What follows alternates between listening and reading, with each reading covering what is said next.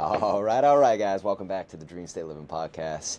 It is me, Ethan. I'm here with my man, Rich. Today's going to be an exciting episode. We met in Medellin, Colombia. We spent the last few months just going to run clubs, hanging out, and just living the Westerners in Colombia life. So, Rich, thanks for being here, man. You sent me a pretty interesting bio of yourself, and one thing that you said was you're a fellow Westerner who has managed to escape the race. Can you elaborate on that? What do you mean by the race? Yeah, I think. Hello, everyone. Thanks for having me. A pleasure.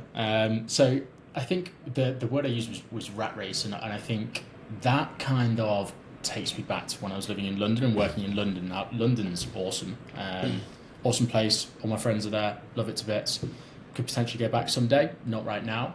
But when I refer to that, it's kind of the payout of getting up an hour earlier to spend that hour on the London Underground with your head in someone's armpit to for the same essential payout as being able to have a little bit more freedom.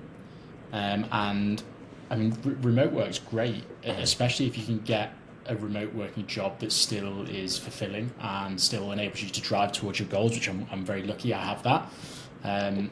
So I still have quite a lot of responsibility in that job. It's not like I've kind of stepped away from the life that I want. It's not like I've stepped out of the business world and I'm loath to say corporate world because it's a startup, but it is that kind of similar mindset. I've not stepped away from that, but I've managed to break out of that sort of prison, that monotonous prison of having to get up, spend ages on public transport for a very similar payout to what I'm doing now. But I have an extra like 2 hours a day that I use to do my entrepreneurship. I use that to focus on my fitness and my wellness. It's so much better. And for me as well, I'm in sales. I'm a SaaS sales leader, so I'm on calls and meetings all the time anyway. So for me to spend that time going into the office to then just sit there and annoy people because I'm calling them on the phone and they're trying to get on with their work, it's yeah, I think it works really well. And that's kind of what I meant by breaking out of that rat race. It's not about breaking away from that lifestyle or that kind of payout, that career. It's about being able to do it on your own terms to an extent. And when I say do it on your own terms, that doesn't mean, I think that sometimes comes across as like my terms, as in I'm the winner, but it's not. I still want to win with the business that I work with. It's not a case that they're losing anything by me having this lifestyle. If anything, it's a boost to my performance. Wow.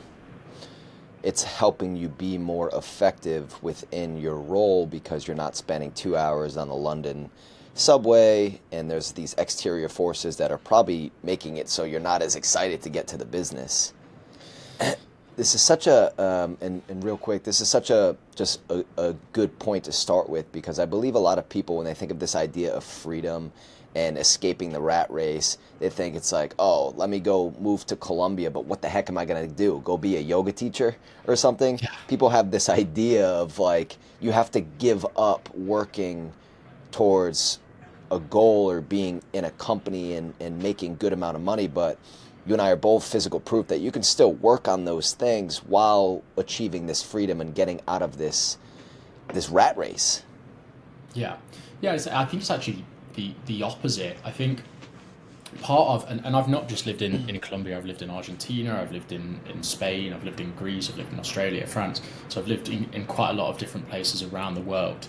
And I think coming to places like Colombia and Argentina, I think you meet people and it actually breeds more entrepreneurship because what you get or what people get when they can take that kind of Western drive and that desire for entrepreneurship to somewhere where the cost of living is lower, you get that breathing space that allows you to kind of breed creativity. It allows you to have the space to fail and not need to make your $100,000, $200,000 a year. You can make 50,000, 30,000 and be fine. whilst you're working on your own growth and your own entrepreneurship, your own businesses and that sort of stuff. And so I think that's a really unique combination of bringing that mindset into a place with lower cost of living. I 100% agree. This last year was a good testament of that for me.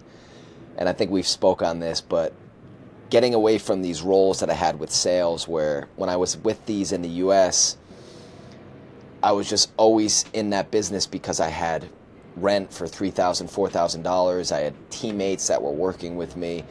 And what I really wanted to do was focus on my business, but I had all these crazy expenses. And then coming to Colombia, you can budget $3,000 a month and you're living like a king. And that's allowing the freedom to be able to focus on what it is that we actually want to focus on. So I love that point. And that, you're absolutely right. And I think also it's worth noting and touching on the fact that we're extremely lucky to be from where we're from, that we can take the economy that we have access to, and because of this remote world that we're in, we're able to benefit from that lower cost of living and take it to countries. Not everyone's that fortunate, so I think it's something to bear in mind. It's a kind of a double-edged sword, because that does. I mean, for Colombia, like, take the example of Colombia. Like, for Colombians, it's a double-edged sword, because you have people coming in, like you and I, that perhaps have a little bit more spending power, and that sometimes pushes the prices up. Flip side of that is the spend goes through their economy, so that creates tax revenue, it creates employment. So it's a real double-edged sword there. I think the world itself, in all these places, it's not just Colombia, it's Argentina, Bali, Thailand, wherever that is. I think the world's kind of finding its feet on how to best manage that and generate benefits from both sides. But I just thought it was the right thing just to have a little footnote in about that, because I think that some people take that for granted, and I don't like to be in a place and not acknowledge that kind of privilege and try and pay it back as well in as many ways as possible when I'm in one of the countries that I'm in. Really good point. What are some ways that you do focus on paying that back, if I could ask? Yeah, I think so. This is one big difference between the UK and the US, right? It's tip culture. So in the UK, it's not super common to tip. When I'm out in places like Colombia and Argentina, which is where I spend the majority of my time, Colombia, Argentina, and Paraguay, I always make an effort to tip over and more, just because if I'm saving X amount, I can then pay back a certain amount of that saving to the people that need it, perhaps a little bit more than I. Yeah, tipping is huge. I mean, me being an American, and also I worked in the service industry for a good amount of my late teens and early 20s, so I've always been a big tipper because I was on the other side of it. So they love me over there at the restaurants. I'm a 30% guy sometimes. And another thing that I find is sometimes just actually listening to someone and giving them your time is a really important way to not just be there and take advantage of all these great things, a cheap cost of living, a beautiful place, all these advantages, but actually like showing them that you're interested in them, you're interested in their culture, because we truly are. And I've realized in my experience that goes, in my opinion, a lot farther than maybe a little tip. Of course, the money is great, they need it, they're very grateful, but actually sitting with someone, showing interest and listening and giving them your time and just your presence, I believe is a really beautiful thing to do. Yeah, I think that was actually my second point, was like collaboration is kind of what I'd call it. Like the collaboration of bringing kind of some of the perhaps skills that you've got, or the innate drive that you've had kind of driven into you through living in the US, the UK, bringing that to Colombia and being open to working with people that have ideas in Colombia, and perhaps even investing in some of the projects that they have, and leveraging some of the really talented local workforce that you might be able to bring into some of your projects. I think is something which is definitely a way that you should try and pay some of that back. And another one, a little bit more simply, is speaking the language, make an effort to speak the language. I hate it when people come and make no effort to speak Spanish in a Spanish-speaking country. 100%. I see that a lot with other gringos, where I was with someone that I also met at the run club. But I don't know if you know Berlin, but I was hanging out with Berlin, and she was like, we went out with this guy who's been in Colombia for 3 years, can't speak a lick of Spanish. And Yeah. it's like, what are you doing, man? For me, that was one of the reasons why I came to Colombia. Is I've had a goal for a really long time that I want to learn Spanish, so I want to immerse myself into culture. And to me, it's so beautifully creative and exciting, and just awesome to be able to communicate to someone that thinks quite different than you and has had such a different upbringing, and to learn their language and their tongue and their culture and their way of thinking through their eyes and through their language is Yeah. just one of the gifts of travel. Yeah, and I think for me, integration is a big thing. Like I'm not a person that moves around month on month on month. It's kind of long stints, and I've kind of settled on where I'm living now. But integration's massive, and being able to build community and that side of things is really important. And you can't do that effectively if you don't speak the language. And I also, on a more negative side of things, I find it quite arrogant if you're just like, whatever, I'm not going to bother learning the language. I don't need to. I speak English. That's the most widely spoken and important language in the world. I just don't like that. I think that's tacky. I agree. I agree. One thing I wanted to ask you is about this being in these places. Latin America, for example, is, I've noticed sometimes it's a lot different for me as an American. Just one example I'll use, and this could be a little also on the negative side, but the people in Latin America are maybe don't have as much of this drive, if you will, that I think I'm used to in the U.S. And they're a little bit late for things. It's kind of a little part of their culture. When I first got there, it was very hard for me because I grew up in the northeast of the U.S., which I'm right now. The northeast of the U.S. is, if I say 1 o'clock, you're there at 12:30, and you got a coffee in your hands. You got a Dunkin' Donuts coffee in your hand, and you're like, where are you? I've been here for 30 minutes. So it's kind of the culture I grew up in. And when I first moved to Colombia and I was in La Paz, Bolivia, it really ate me up. But then I realized it's like, okay, what can I learn from this experience? And who am I to think that I can come here and just put my culture on them? And Yeah. a few lessons that I took from it is they're a lot more in the moment. They're a lot more Yeah. present in these Latin American cultures. And I've realized that kind of leads to that tardiness. I was just curious if you've had a similar experience with that, and what is your thought process around that? Yeah, so I think there's two sides to that, and what one is the kind of drive, I suppose, and the motivation and the work ethic and that sort of stuff, which I think, to be honest, is very individual. It does depend on the person. Culturally, I agree with kind of what you said loosely, but yeah, it depends on the person. But I think that the one thing I'd flag with that is the US is a massive outlier in that. Like, even for me from the UK, like, you guys in the US are crazy driven, and I respect it a lot. But yeah, I think that's quite unique in the globe, which is a good thing. It's a good thing, in my opinion.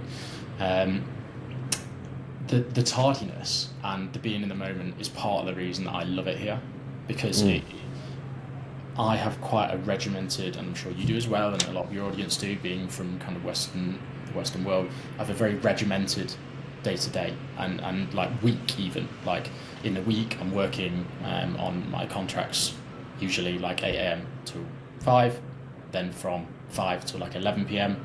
I'm doing my personal projects.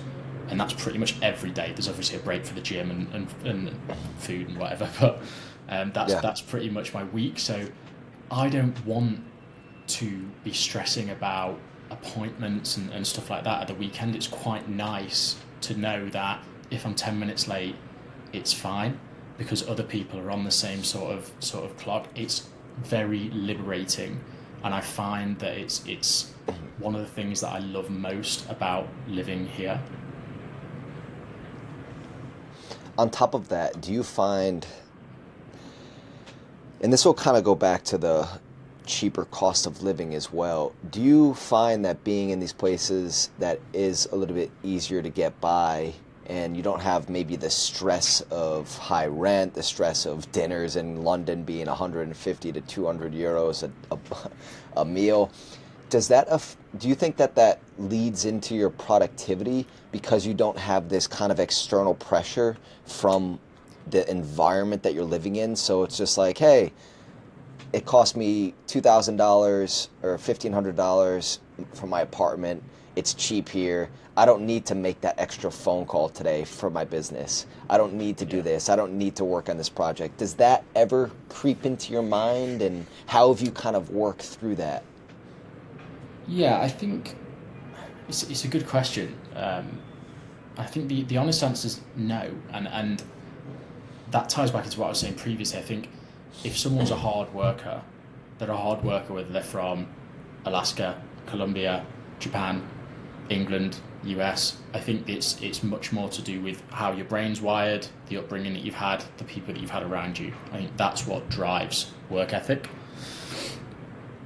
For me personally, I don't find I take my foot on off the gas, because the more that I work, the more disposable income I have, the more money I can invest for my future. That's the lens that I put on that. So if I don't then work as hard, I'm now forfeiting the advantage that I've got. So what's the point in gaining the advantage if I'm not going to capitalise on that? Crucial I think point. It's negligent. Yeah. Really good point. If I could pivot a little bit, you talked about these personal projects, and I know a big focus of yours is kind of like this financial side of things and creating financial independence and financial literacy within your life. Do you mind if we kind of pivot into that? Yeah, absolutely. So help me understand a little bit about maybe these personal projects you're going into, and then talk to Yeah. me like a 5-year-old about your financial literacy and your understanding there, and what it is that maybe you're investing in, and I think this would be really cool for the audience. Yeah. Okay. So projects. So first things first. I've always had an entrepreneurial side to me, which is why through my career in SaaS I've chosen startups, because I enjoy that process. In COVID, I started a business, the Sustainable Watch Company. Still running that today, and that's an e-commerce play. Created some more space earlier this year and started working on a few technology projects. So there's a couple of pre-revenue applications. One's a SaaS AI language and feedback analysis tool. The other is an AI walking tour app. So yeah, that kind of helps me satisfy the entrepreneurial side. But my main work is still my tech sales consultancy. So that's where I spend the majority of my time. One day, might go full-time on a project. Right now, my focus is on getting as much money in through the door as possible, performing as well as I can across those different projects until I decide which one to focus on. I think I'm thinking a little bit about pivoting kind of more into real world community building, that side of things. We can touch on that later. But with regards to the finance side of things, I mean, what do you want to dig into there? Because that's a big old topic that we could talk about. Yeah, I guess let's just start with, I mean, with your job right now, you have pretty good income. If I'm a listener and I have a decent job, I'm making $12,000 a month, my expenses are only $4,000, so I have this money. What do you recommend that I do with this additional income? Because I found this for myself when I was making a good amount of money in my mid-20s. I didn't have really direction, so I just spent it. And I invested a lot of it into myself, which I don't regret that at all. But I wish I had some more financial literacy to really set up myself more for the future. So maybe if you're speaking to Ethan 5 years ago that was making 300 grand a year, but spending it like crazy. Yeah. So this isn't financial advice. Do your own research, all that good stuff. But Yeah. so I think, In red. yeah, in red, and capitals. So there's a few different parts that we can touch upon there. So for me personally, been doing a lot of research around all of this for ages, and I think I'm not particularly flash. Like I don't have a desire to have a Lamborghini or any of that sort of stuff. That's just not really me. It never will be. Um, but I can't remember the person off the top of my head, but they articulated really well how you should budget, and if there's certain things that you love, you should be able to spend on them frivolously. Like for me, for example, that's fitness and eating out. I don't and clothes to an extent, clothes, but like once or twice a year. The those categories I don't try and pull back my spending from too much, but then other categories I'll try and cut ruthlessly and reduce the amount of expenditure there. When it comes to actually investing that income, it's a pretty prickly marketplace to be investing in right now, but I think you have to have a level of automation. So work out what a level of automation looks like for you.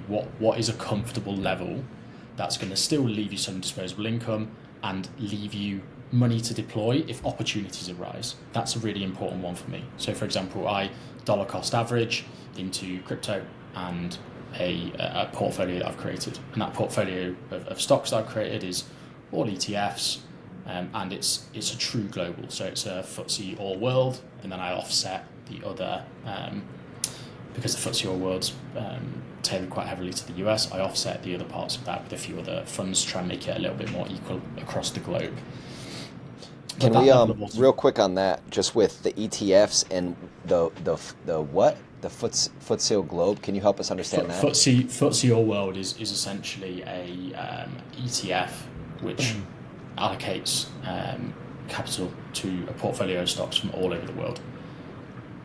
So similar to the S&P 500, if you put money into the S&P 500, that's only the US. If you put money into an All World ETF, that's the entire globe. Still very heavily weighted towards the US, but you're capturing Japan, Europe, UK, and a few other territories through there as well. And you find with your research, you found that going into the world view versus like an S&P, over time, it's the return through your studies has been more through this world focus. I suppose, and I'm kind of I'm not a finance expert, but I'm kind of regurgitating from a lot of my research here. Like it's why bet all your money on the US when in 20 years India might be the biggest economy in the world. So investing in an all world as opposed to just in the US just allows you to hedge your bets a little bit more. It means that if the US economy does take a dive, you're not losing the same sort of percentage. Because you've got some of that risk spread across, you can capture the upsides of some of those emerging economies. That's essentially the thinking there. Why bet on one economy when you can buy them all? Yeah, I'm a big fan of that focus as well because it's almost a little bit of FOMO too. It's like, oh damn, yeah. Japan is skyrocketing right now, and all my money's in the U.S. and U.S. is taking a hit. Just an example, we're not speaking in reality. Yeah. And I remember if I may just dive back in there, because we've gone into kind of specifics there, but something that I think is really important to pull away from and look at from a macro picture is stuff like, what are you doing with your money? For example, big one for me, buying houses and property. So I feel quite strongly that I'm not going to buy property until I have a family and it will be a place that I live in with my family. I think we're very conditioned that the correct route is job, house. That's it. That's the investment route. And actually, people are so wrong about houses because they're not an asset until you've paid it off. It's a mortgage and it's a liability. So the portfolio that I've got is 100% assets because there's no debt in it, because I haven't taken any finance to buy a property. And whilst, yes, if I had a property, I might get rent yield and stuff like that, once you look at all the expenses, it doesn't usually look like that. Um, it's not usually a revenue generating asset anymore, especially in the Western economies. And you factor in like risk management as well with that there, because if you had, let's say, a cash flow property that was bringing in $1,000 a month, $12,000 a year, but then there's the risk management, which is if the water breaks and you need to hire a plumber and the plumber costs $3,000, well, that's coming out of your margins. Yep. And then the possibility to get sued from the tenants. Yep. I totally understand. There's this mantra that's going around that the best investment on earth is earth, and everybody wants to get land and to do this. But with the amount of investments that you can get with, to your point, which was such a good point, I hope you guys caught that, his investments that he has no debt around them. So it's pure cash flow, is what I'm understanding, right? Yeah, whether or not cash flow is the right word, I'm not sure about. But yeah, you're absolutely correct. There's no finance behind it. It's money that I've earned and I've then invested. It's not borrowed from anyone else. There's nothing to pay back on it. Any growth on that is my capital, less any capital gains tax. But the another really important difference between investing in a property, and look, property might be a perfect investment for some people. This isn't for everyone. Again, not financial advice. This is just my opinion and how I conduct myself. But liquidity of assets is really important for me as well. So something goes wrong, I can sell my portfolio in 30 seconds with my phone. If you want to get your capital out of a house, it's incredibly expensive and it's probably going to take you a year. So those two things are really important as well. Yeah, really good point. And I know there's a lot of people, and I have a lot of friends that have made a lot of money off investing in real estate. So for the listeners, we're not downplaying real estate. It's just we're talking about other options and why Rich, for example, is going through that. I think that was a really good point, is the liquidity factor as well. When we had, I remember this was probably like a month and a half ago, but there was some crypto drop, 10 times more, 100 times more about this than I do. I'm kind of a monkey when it comes to crypto, a chimp actually. And you were like, hey, I just put so much money into crypto last night. There was a big drop. Are you consistently staying on top of these trends? And for a chimp listener and for myself, how do you stay on top of these trends to really capitalize on those markets? Yeah, so I'm not a trader. I don't trade, but it ties back into what I said at the start of this anecdote, is have an opportunity fund. Like, have capital that's liquid that you can deploy. So in an instance where, like for example, I said I've got the DCA, dollar cost averages, into both of those portfolios, crypto and stocks. That's automated. Every week some money goes in. If the markets drop, I also have a pot of money where I can go, okay, let's draw $1,000 out of there or whatever, and put it into that because it's dropped. Therefore, you can buy more units at a lower cost. When it goes back up, you're going to make more money on that. So that's my opinion. There's a lot of research that contradicts that, but that's what I'm comfortable with. The caveat of that is, if you're waiting to time the market, you can sometimes miss the ups and the downs. So it doesn't work for everyone. For me personally, I like it. I like investing. It's kind of like I enjoy it. I get a kick out of it. So having that little opportunity fund where I can keep my eye on the market, and when it drops, put something in. I like that. It's fun. I like that term too, an opportunity fund. And I think this will even kind of bring us back to in the beginning, which we were talking about. I asked you the question of being in these countries where it's cheaper to live. Do you ever lose your drive? But I think you probably connect your opportunity fund to a part of your drive, which is like, hey, the reason I'm going to make that extra phone call today is because I want more liquidity in the opportunity fund, because when I have that, it makes me feel good when I have the ability to have fun, almost gamble, if you will. Maybe that's not the best word, but gamble in the marketplace a little bit is fun. It's fun to make money, and it's fun to throw these bets out. And of course, when you're right too. And when we're right, we like to tell everybody, like, yeah, I made that call on this. Yeah, absolutely. And I think Oh, there was something I was going to say then, and it's gone a little bit. But yeah, the risk appetite's an interesting one because my flatmate that I live with has a much higher risk appetite than me. For example, he's all into crypto, but it's not negligent. There's a strategy behind it, and that's why I like it. It's like, okay, if I was him, I know that my earning potential is high now and will be high throughout my career. Therefore, I have a long recovery time. I'm not yet 30, therefore, until I'm 30, I will make higher risk asset allocations because the recovery time's so much longer. I quite like that. I quite like it. It's about having a strategy that works for you, and if you have a strategy and you stick to it, then that's important. And I remembered what I was going to say at the top of that as well, which is not just having an opportunity fund, but having an emergency fund as well is really important, because that gives you the freedom to make all these other decisions and know that if shit hits the fan, your expenses are covered. So most people advise to have like a 3 to 6 month emergency fund. I have a 12-month at least, and that's a heavy allocation. And despite everything that I've been saying, I might sound like quite a risk-on guy, but I think I'm quite level in my investing. So that for me means that if something goes wrong, if I end up in hospital or if I lose a contract or something like that, for 12 months my expenses are covered, and I can use that 12 months to take a bit of time off if I want, reset, maybe start a new project, all that sort of good stuff. That you just don't have the peace of mind to do that unless you have a certain level of capital that you've sat on as an emergency fund. Yeah, that gives you this peace of mind as well. I call that preparing for winter is what I like to think about that.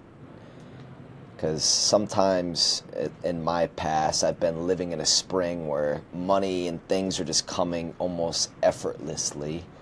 Yeah. But winter is inevitable. And it's so important to be prepared for that and have that peace of mind. And when it comes, you don't freak out and lose your mind a little bit because you've prepared for this.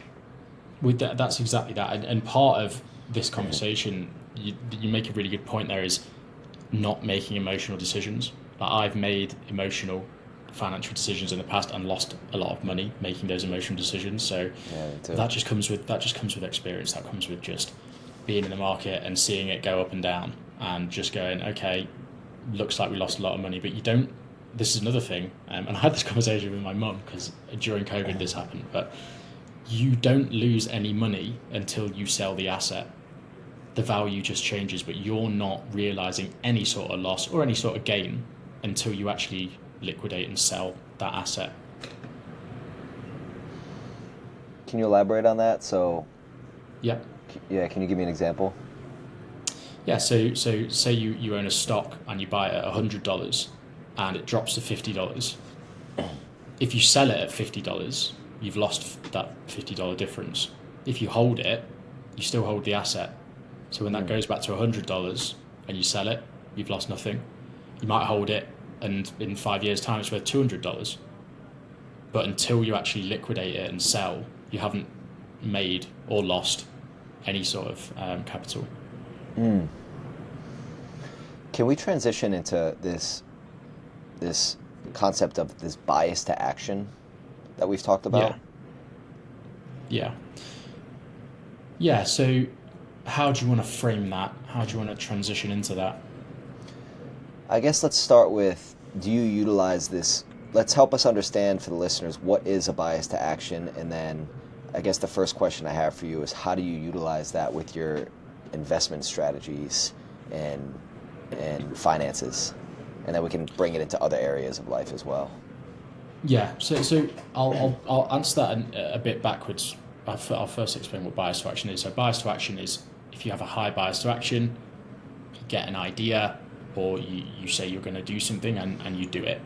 You execute on that. So that's loosely what a bias to action is, high bias to action. A low bias to action, for example, would be, okay, we have this idea, we have 50 meetings, we talk about it, we plan everything, but we never actually execute on anything. So that's kind of the other end of the spectrum there.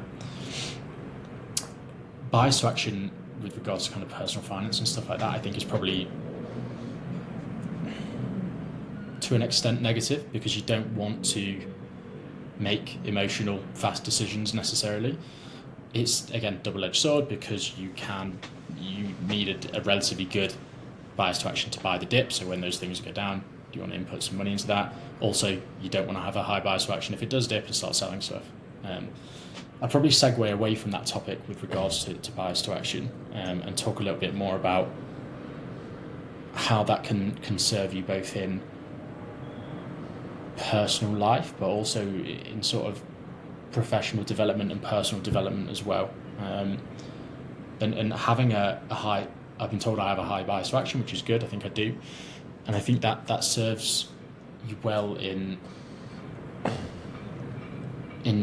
achieving things, because the execution is more important than the planning, and that doesn't mean planning's not important, but for example, with some of these projects that we were running, one of them in particular, there was a lot of planning and a lot of conversation going on, and I'm just like, look, we're planning all this stuff around an idea that we don't even know is validated. Let's set up a website, let's put some marketing budget behind it, and let's see if people join a waiting list. And that is the quickest route to get some validation on an idea, as opposed to planning everything, launching a product, and then going, shit, no one wants this. Yeah. Yeah, 100%. I've seen this with my friends that have, I think, a low bias to action, and they have these ideas, and they spend all this time preparing the idea, and Yeah. I almost feel like there's this with when it comes to people with a low bias to action, they think like the launch of it is going to be like this grandeur, like all these people have been waiting for you to finally launch this, but it's usually not the case. Yeah. Yeah. So just fucking put it out there. Yeah, you're absolutely right, and it's actually really good. I don't know if it's a meme, probably not a meme, but it's like two ladders next to each other, and one is like a finished ladder, but it looks like shit. All the roots are all over the place, but the ladder's finished. The other one is this perfect ladder, but it's halfway done. And the two pictures say, I'm going to get it wrong now, but they say something along the lines of action always beats perfection, essentially. So taking action on stuff speed is the most valuable asset that you have when you're starting new projects. Speed and agility. You can't compete with larger businesses or larger projects or more experienced people necessarily. If you're trying to out-perfect them, you just won't do that. But if you're just trying to execute on stuff and fail fast and test lots of stuff and get stuff moving, you can do that with much less friction than they can. Yeah. And you learn, there's this old adage, fail fast, fail forward, and to just do it. And it reminds me, when I started my company, DreamState, it was 2023, and I was in Sonoma County, California. Every once in a while, I'll book myself like a really nice hotel just for myself and just have a day of just at a 5-star hotel, just relax and enjoy the luxury. And I was at this hotel, and I just had this idea. And then the next day I posted a story on my Instagram, and like 15 people responded to it, and that was literally how my company was started. I had an idea, and then I posted a story and said, hey, anybody want to be a part of this idea? And then I had 16 people sign up for the first 2 masterminds and first retreat. I could have sat there and created this perfect plan of how things were going to go and waited for launch and got all this excitement behind it. Yeah. But I feel like today, like the consumer, because we're living in a bit of a changed society, people almost get turned off when things are too prepared. Yeah. They were too planned. It's just like, oh God, man. People kind of have this like, just want to be a part of something that's kind of fresh and exciting. And I think when you have a high bias to action, things are fresh and things are exciting. Yeah, and I also think with the AI boom that's going on, there is now a premium on human language and the like for example, if you send an email and it has a mistake in it, people know that it's from a human because AIs don't make those mistakes. There's a premium on not being perfect anymore. People don't necessarily want perfection. People want reality. People want something they can buy into. People want someone with some personality. Like no one, like to go back to school. No one like the perfect kid was never the most popular kid, rightly or wrongly. 100%. It's interesting you say that about the AI. I just went through all of these scripts that we use in the marketing company that I help out with, and I almost un-AI'd things. I like purposely added human touch, and this is the language we'll send to our customers once they become a client of ours, and it's like this scripted follow language. I went through and I un-AI'd everything, just add like little mistakes and little funny language. Not mistakes, but funny language and a human touch to it because it was so robotic before. And it's like, man, if I was getting this and I'm trying to follow this script, like I want a little bit of flavor. I want a little bit of love and some human connection to it. And I think we crave for that, man. You can call out, like, when I'll have a friend that will send me business ideas and it's all AI. I'm like, dude, you're just talking to AI and having AI create this. Like, give me a phone call, tell me your idea. That's what's actually going to excite me. But if you just have AI create this thing for you, it's probably doing it for millions of other people as well. I want to know what's going on up here. That's what's going to get me to emotionally be a part of something with a friend, not some AI script. Yeah, you're absolutely right. And I also I think that going back to I'm taking us off back a little bit now to that bias to action piece, and part of the reason for that is that, again, zooming out a little bit and talking about like bias to action in day-to-day life. I think so many people, and I see this in my friends, and it upsets me a little bit, to be honest, just let life go by saying, oh, I'd love to do that, I wish I'd done that, oh, I could do that, and never do it. And I'm like, what are you waiting for? What are you waiting for? Like, I have my best friend in the world, love him to bits. He's a diamond, and I talked to him about, like, he's back in London, and I talked to him about like traveling and the kind of impact that I did a year's travel without any work, just working on personal projects, and I talk about the impact that had on me and stuff like that. And I think something like that would benefit him so much. He's never had that experience, and when I talk to him about it, he's that sounds awesome. And I'm like, well, do it then. What are you waiting for? Like, you're 30 years old. You don't want to be the 35, 40-year-old guy in the hostel. Like, it's pretty much now or never. Like, you're moaning about work to me, saying it's not going so well. Like, what have you got to lose? Like, what is it's like this job that you're in. Like, people get into this mindset of like, this job that you're in is the only job that's out there. It's like, no, you can go away and you can do something different and you'll come back a much more rounded person. You probably have more job opportunities. Like for me, I left my career to go and travel for a year, and I came back into a job and I'm earning way more than I was earning before because I'm a much more rounded, more confident person. It's the only development a person can get is not in the business setting, and that doesn't mean it's not important. That is incredibly important to me as well. But there's so much more to getting out of the 9 to 5 to actually developing into a well-rounded and effective leader, because leaders aren't usually people who have just spent their whole career sat at a desk 6 days a week. They're people who go out and meet people and do interesting, exciting things and develop their personality, both to be effective in work and out of work. A relationship building. I talk about this all the time because there's this level of emotional intelligence that is being built when you do these things. And you go on a sabbatical, I believe that's what you guys call it over there in the UK, for 6 months, 8 months, and you go travel the world and you face challenges, missing buses, speaking, trying to understand languages that you don't understand. And this is creating this creative faculty that's making you sharper. It's raising these skills that are going to be valuable in whatever profession you decide to get into next. And man, you nailed it on the head. This bias to action with And I see this in the U.S. I'm back in this is actually the bedroom that I slept in when I was like my whole life, which is weird being in here, but it's my dad's wife's office now. There's like horse things behind me, horse medals. But being back here, I see, and people know the life I live. I'm pretty vocal on social media with the life I live because of the podcast, because of DreamState. I'm always sharing things. So when I'm around people, it's like, man, I don't understand how you do it, man. I wish I could go out there and live. And it's like the same conversation with a lot of people. And I'm always just like, well, why can't you?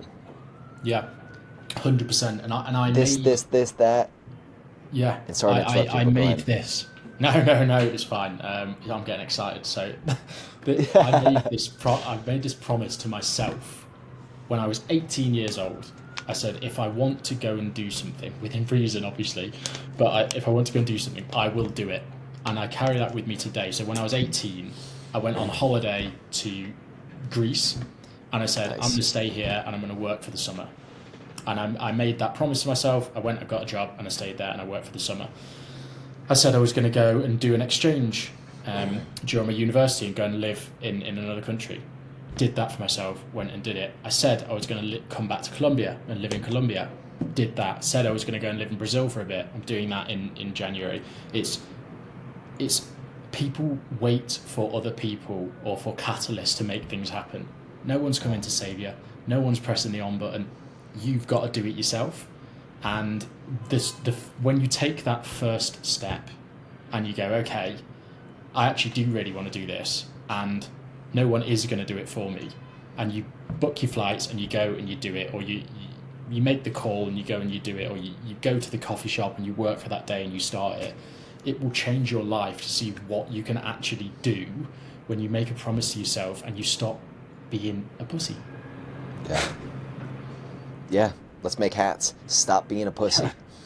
Yeah. It's really what it comes down to is that. I had a very similar, when I was 18, I just always kind of took action, and I had this thing. It kind of started out with like approaching women, like I'd get nervous, but I would just be like, Yeah. 1, 2, 3, go. 3, 2, 1, Yeah. go. Don't think, Yeah. just go. My brother called me when I was 19, 20 years old. He's like, hey, my brother just moved to California, Los Angeles. He wanted to be a writer. And he's like, dude, come live here. Come stay on my couch. And I was working at the Capitol Grill in Rhode Island. I was the youngest server there. I was making like $100,000 a year as a waiter at a restaurant. I felt like I was king shit. And I had this like, damn, man, everything's good here right now. Life's rolling. But California? That sounds scary. Let's go. Yeah. I packed up my shit and I drove to California. And then I lived there, and that changed my life. And I had all these other opportunities to go backpack Southeast Asia. I have a story. I was bartending at a Ruth's Chris. You know what a Ruth's Chris is? I have no idea. It's like a fancy steakhouse chain in the U.S. But I was bartending at a Ruth's Chris. This guy comes to my bar, and it was right in Beverly Hills. Like, this place was. I waited on the Kardashians here. The first famous person I waited on was Priscilla Presley. So these are like the type of people that would come to this place, and this guy was sitting at my bar. And you know when you see someone, you can just tell like this person's wealthy. There's something about them, and I just knew it right away. So, of course, I'm 21 years old. I got the excitement of the world in my eyes. I was trying to be an actor at this point. I was trying all these things. I was life insurance, acting, everything. And then this guy sits across my bar, and I just smelt wealth. And I was like, what is it you do? He's like, I just sold a company for 8 figures. And so I'm asking him all these questions, and then about how to get rich, how to be successful. And he's like, brother, what do you want to do right now? Like, if you were in my position, what would you do? You just sold a company. I was like, well, I'd go travel. I'd go to Thailand. I don't know why, but I really want to go to Thailand. I told this guy this, and he's like, I want you to do me something. I want you to go home tonight, and I want you to book a flight to Thailand. Yeah. And I took that very seriously. So I was living with one of my best friends, still to this day, a best friend of mine, Cody. We were living together in downtown Los Angeles. He has a very high bias to action as well. And I'm like, Cody, I just met this guy, and he told me that I need to book a flight to Thailand tonight. And something inside of me is just saying, just fucking do it. Do you want to go with me? We literally booked a flight to Thailand that night. We booked a Yeah. 10-day trip. We did 5 days in Phuket, X days here. While we were on that trip, we met these girls from Boston, and they went to the same college as my buddy Cody, which was interesting. But we started to learn about this whole backpacker world. If I never went on that 10-day trip to Thailand, I wouldn't be in Colombia right now, because I learned Yeah. that there's Americans, there's Europeans that are living in these countries, going where they're treated best, essentially, because it's cheaper. They're learning the culture. These girls were spending $30 a day. So me and my buddy Cody, we did the math. Like, okay, how long can we stay out here for? We went back to the U.S. I got back in the restaurants. I made $7,000 in like 4 months. We both shipped it back out there, and we backpacked for 4.5, 5 months. And Yeah. that changed my life drastically, and I know it changed my buddy Cody's life. But it all came down to the initial high bias to action of actually listening to this guy that says, Yeah. go to Thailand. I'm sure you probably do this for your buddies and for people you meet. I try and be that guy for other people. Yeah. Where it's just like, what is it Yeah. that you want to do? What's holding you back? Fucking do it, man. Because back to Yeah. your point, you don't want to be the 35-year-old, the 40-year-old in a hostel. We're Yeah. already getting old. Take the step. Yeah, you're absolutely right, and I do try and be that person. Not because I want everyone else to do and experience what I've experienced, and I know how easy it is if you just do it. Yeah. It's not this huge grandiose thing. It's actually just very basic. If you have the conviction to do it, if you want to do something, have the conviction to follow through and do it, because otherwise it's going to hang over you forever. You do not want to get to 50 and be going, I wish I'd done that, I wish I'd done that, I wish I'd done that. I want to be at 50 with the love of my life and a family and at absolute peace, because I know that everything I ever went, I'd like to do that, I did it. Yeah. Man, I share this analogy in my mastermind a lot, but I always ask people when hard life decisions come up, and I say, picture yourself as the 80-year-old in your rocking chair. What would she say about this decision right now? He's just like, I think of this guy, Ethan, in his rocking chair, to your point, with my baby next to me. I got my kids maybe there, and I'm sitting here, and I'm like, okay, at the age of 31, to the decision to go back to Colombia. Hell yeah. I get a green light. I get a thumbs up from Ethan at 80 in his rocking chair. He's like, send it, man. Go. I want to be the guy in the nursing home that's got the best stories. I want to have the best stories, have lived a full life. When we think about it, man, I get sick when it happens to me when I come back here, and it's out of love. I'm sure you can relate to this. This would be a cool topic, actually. When I come home, my family is kind of wanting me to come back, right? And they're like, hey, there's this really good job. You'd kill it, man, here, working in Boston. You could live a normal life. My best friend Alex is like, hey, dude, my wife, her sister, she's really good. She's awesome, man. You should come live in Ohio. And inside, I'm like melting. I'm like, oh, Ohio? Fuck that. I mean, there's something you said there, which is, to me, the worst thing is a normal life. That is not what I want. That's actively what I'm trying to avoid, is mediocrity and a normal life. Yeah. I think a normal life is just another word for a boring life. 100%. To me, and I've shared this a lot, and I think you can relate to this based off a few things you said earlier, but I would rather make $30,000 a year following my passion and doing what I love versus making $250,000 working some job and sticking it to the man. Yeah. It just it makes me sick thinking about it. Yeah, I think I actually sit slightly differently to that. I think they both have their place, but I think that you shouldn't do either one forever, if that makes sense. So I think if you take a shot at entrepreneurship where you're really young and you fail, doesn't really matter. You probably actually should do that, to be honest. But then there comes a point where you've got to go, okay, I need to get some fur on my back. Let's get a job. Let's get a stable, like I said, an emergency fund, something along those lines, so we can take those moonshots. Flip side, you don't just want to go straight into a corporate job out of university or out of college or whatever. and then stay in that job forever and never try anything. I think blending the two is where you will find the most satisfaction and probably ultimately success as well. And that's kind of what I'm trying to do. And I wrestle with it myself a little bit because I've never gone full time on a project as of yet. And I will do someday, but I think it's important to be the right project, and I want it to be something that I'm really passionate about. Yeah, and I appreciate that point and that perspective. That's a really good point. And it's not getting too comfortable and to have that self-awareness. Like maybe you leave uni and you go get a job. It's like, hey, to your point, get some fur on my back. That was funny, man. That was funny. But That's get some fun. fur. Get some fur on the back, and taste what it's like. Because maybe there's a lot of people that really love that. I got a buddy that I had on this podcast, Jacob Donahue. He's like a big CrossFit fitness guy. And he had said that he loves working his corporate job. He loves being in that environment. So for him, that's cool. You got to find out what you love. Yeah, and I think I actually, to be honest, am a bit ignorant in that perspective as well, because when I see someone doing that, I'm like, how can you be satisfied with that? That in my brain, I'm just like that. I could never be satisfied with that. So, but that's wrong, because some people are, and some people look at me and think I'm completely mental. So there's two sides to every story. Yeah, I actually have a kind of a funny thing, but when people are like, hey, this job has good benefits, and I'm like, nope, never taking benefits. Never, I don't want a salary, because I always say to this point, it's like, once they have me on salary, then they're paying me for shit that doesn't make me money.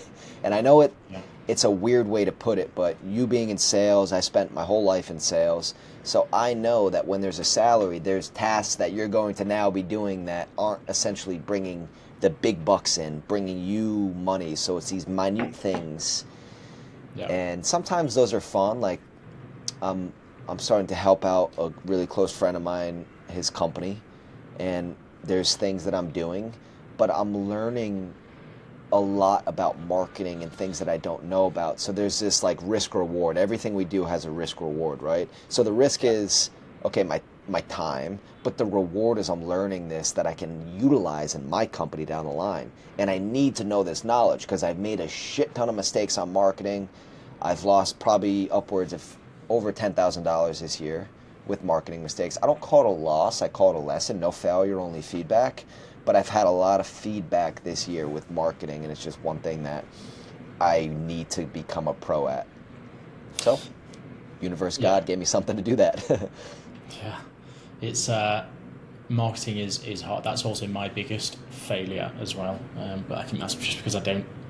And it ties back to what I was saying earlier about being passionate. And I think this is one of the things that my entrepreneurship has taught me, is that being passionate about what you're doing is extremely important if you're going to be successful, because you're going to be slogging at it, and if there becomes a point when that fire just goes out, it becomes a chore, and when it becomes a chore, the performance drops, the love drops, the attention drops, all that sort of stuff, and with that, performance and results drop.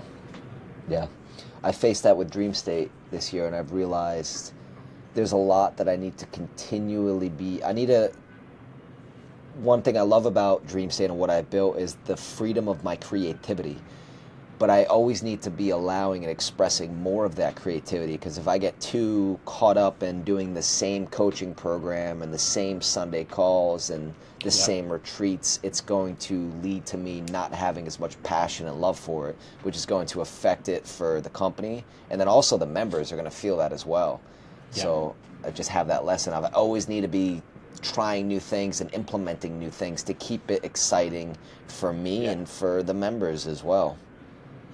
Yeah, definitely. And I'm gonna pull us back to a topic, if I may, that we touched on briefly, and it was having the conviction to follow through on stuff. And I think the reason I'm pulling us back here is because I want to kind of share something.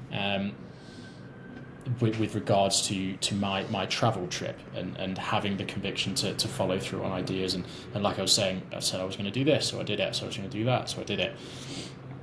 The single most important year I think of my life was when I was backpacking on my solo. And originally I was planning to go with a friend, and that friend pulled out at the very last minute. There was two choices there. One was I could have pulled out and stayed in the job that I had and taken that decision, but I didn't. I had the conviction to go and do it on my own, and it was the single most important decision I think I've ever taken in my entire life to do that. And that was at the age of 26. So that wasn't like an 18-year-old decision. That was at the age between the ages of 26 and 27. I spent all of my emergency fund that I've been talking so passionately about, and I came back to the UK with zero. But that was all such a massive investment in personal development. Huge. I did the same thing. I came back to the US after that Thailand trip when I was 23 with zero. Yeah. But it's never zero, because I had so much life force, vitality within me. You had I appreciate you sharing that. You had mentioned that you don't like the label of a digital nomad, and I'm just curious, like, how you view yourself, like, as you're bouncing through all these countries. Do you just see yourself as, hey, I'm rich, I work, I do this, and I just like to travel and live in certain places for 90 days, 180 days, but this is essentially your life now? Like, it's these countries have become your home. Can you help us understand that? Yeah, so I think so when the reason I don't consider myself a digital nomad is because I'm not moving country every month or every 3 months. There's a period where I was spending through the start of this year and end of last year, I was spending between 1 to 3 months in a few different countries. The reason I was doing that was trying to find a place that I wanted to be for longer term. I think community is really important, and when you move from place to place a month in, you lose that community. From my moving around, I found that realistically, before you kind of start to get accepted into a community of people, it's 3 months. 3 months is your minimum bar for being able to be properly integrated and living in a place. You know what's going on, you know where you get your groceries, you've got your doctor, all your gyms are sorted, like everything's in full flow. It's 3 months. So now my life's between Argentina, Colombia, and Paraguay. So it's those three countries. I don't have the desire to keep moving from place to place to place. They're where I'm setting up my life. Why those three countries? So Argentina, I finished my that year-long travel and fell in love with the place. I was very lucky that the job I got in London when I went back allowed me to spend a bit of time over there to get closer to you guys in the US, because we could spend more time on meetings. So I was able to spend a little bit more time there, and then decided, look, I want to transition entirely. Colombia was part of that conviction thing. I did a month in Colombia, in Medellin, when I did my travel, and I said, I'm going to come back here to live, and I wasn't going to not do that. So I did it, and here I am. It's great. I love it. There's a really nice wellness community. I've been completely sober while I'm here, which is awesome. So yeah, that's that. And Paraguay is a huge, growing economy, and I want to be part of it. There's huge amounts of foreign investment there. It's a very safe country in comparison with the rest of the region. The people there are very friendly. I was really impressed with Paraguay, pretty blown away. Yeah. Wow, I love that. What would you say, because you've gone through quite a few countries, Greece, France, Colombia, you think South America is between these three, like, little trifecta countries? You think this is kind of what you're creating your home? And do you have visions of going back to Europe, whether it be Greece or the UK? It'd be if I went back to Europe, it'd be Spain because I love the Latin culture, which of course you have in Spain. I think my life at the moment will continue as it is until I find a partner, and then whenever I want to settle down hopefully the Yeah. woman of my dreams, we'll decide upon a location, and that will be the permanent move. But for right now, this works for me. I'm able to optimize my tax situation. I'm able to kind of switch it up every 6 months, which is awesome. And it's also worth noting as well that this is actually really interesting, and it's really true. Like, this year has gone on forever because I've changed location so frequently, and it's actually a psychological thing. So the more you change your surroundings, it resets your brain. It resets your brain's understanding of like horizons of time. So, for instance, if I was in London for 4 years, which I was 3 or 4 years, those 3 or 4 years seem like a shorter period of time than 2025 because there's been so much new stuff for my brain to be doing. It almost makes you live longer. Like the time from the age of 26 to where I'm now at 30 it seems like forever when I compare it with some of the other times when I've been in one place for an extended period. That's a really good point. What is it about the Latin culture that you love so much? Just curious. Yeah, I think we touched upon it earlier. The it's very very open, very friendly, very relaxed, which I find is liberating after a hard week at work. It's very relaxed. I think they're the biggest things. It's socially. I just love the social aspect of it. Yeah. Yeah, I think that'd largely be it. I find it quite cool as well. I think it's cool to say I live in South America. I like that. I think that's a novelty that will never wear off.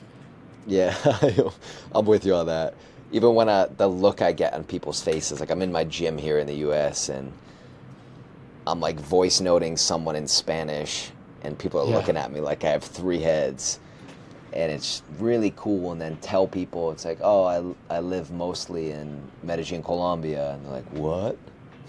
yeah, It's so foreign. I just really love that, so I can really relate to that. But there's so many ways that you can be treated best. There's this cool book. It's called Nomad Capitalist. It's by a guy named Andrew Henderson, and he goes through all of these strategies. And his aphorism that he lives by is "Go where you're treated best." And it was just really cool to talk to you, Rich. It sounds like you're really doing that in your life, man. You're living in places where you're treated best, and you're just a beautiful example for maybe someone who's listening that wants to go and live a life that you're living, and not yeah, be a yoga teacher in Paraguay and feel like yeah, they need to leave their job or their home. But COVID was a little bit of a blessing for a lot of industries where you can work virtually for a job that still helps you feel purposeful while also living a really cool life. yeah. And I think that ties us into a nice point to finish on, which is don't make assumptions on what you can and can't do until you've asked the questions. I think a lot of people just assume that their boss will say no, or assume that there's no way to take your career remote, or they assume that they can't do this. When in reality, that's just a deflection mechanism because you don't want to try. Yeah, it's really comes down to just people are just back to what you said earlier. People are pussies and they have excuses. Yeah, yeah. I And think it's you can be measured and logical and sensible in your decision making. There's no negative to that whatsoever. But to link it back to bias to action, you shouldn't be so measured and logical and regimented in your decision making and your planning that you never do anything. yeah, your excuses are lies. It's a good old Jocko Willink quote. Rich, it's been a pleasure having you today, man. I look forward to seeing you next year at some point when we're back together. And Yeah, guys, before we go, get your daily Rewire journal. they're on Amazon now. So I created this journal. It's the same journaling routine I've been using for years. It has your intention for the day. You go through your incantations, gratitude, action, wins, goals, and then in the nighttime, 5 minutes in the morning, 5 minutes at night. So just want to plug that real quick. But brother, once again, thank you for being here. It was a good pleasure, man. Really enjoy your calm presence. It's a breath of fresh air, and you are my second Englishman in the past 2 months that I've had on the podcast. So my last guest was an Englishman. I don't know what's going on, guys. We might just be solely talking with Englishmen from now on. Because they deliver. They definitely deliver. But I appreciate you. Bye, guys. See you soon. Bye-bye.